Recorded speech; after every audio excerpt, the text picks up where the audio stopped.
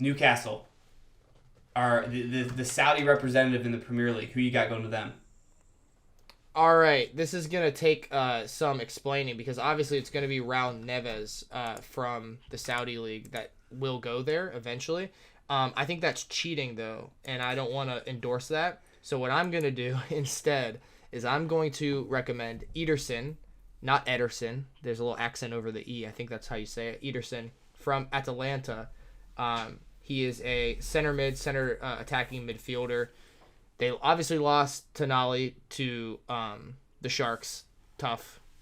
Hope we see you next season, brother. But I think they need a midfield. Joelinton is running his ass off in there, fouling the shit out of people. I love it. They need somebody who can play that center attacking midfield role. And I think, I actually think with all that money, they do pretty good business for the most part. I think the obvious thing, he's only $23 million. He's 24 years old. I think the obvious thing here is a goalkeeper, which, you will obviously get to. And I think they will address that because Dubravka is not a starting goalkeeper in a top 6 side in the Prem. But I also just think that they need help in the midfield really bad right now. Yeah. As good as Newcastle are, and I'm kind of pumped that City got them coming up this week because I do think that they're still tired. As good as Newcastle are, they need help all over the pitch because they're just not deep. It's not to say their starting lineup's not good. It is. It's just that they're not deep. I think it was an easy layup to go goalkeeper here. I also think that eventually they are going to want to get a younger guy in the sense of like City and Liverpool when they needed their goalkeeper, they had guys lined up and they went and got Alisson. They went and got Ederson, not Ederson, Ederson.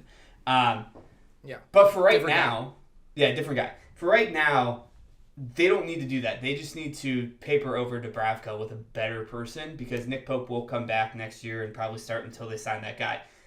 Give me De Gea, free agent, doesn't cost that much money. He's wanting to play. He's waiting to play. Again, another win-win. If he goes in there and has a somewhat decent season, A, he's going to make United look stupid, which will make us laugh. B, he'll be able then to sign a contract to Saudi Arabia or the MLS next season and join Laureus over here. I just think it makes a ton of sense. It's mutually beneficial for Newcastle, mutually beneficial for De Gea.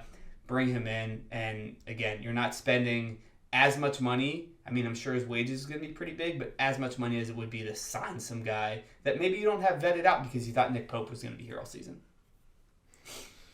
For sure. I think this is the obvious signing. Like, of all the signings in the window, like, this is the one that it's almost like they're going to get either him or Ramsdale. When's this going to happen? Yeah. Yeah. It's like 10 days from now. Yeah. All right. Speaking of making fun of Man United, this is making fun of Man United. I'm going to tell you who they should get.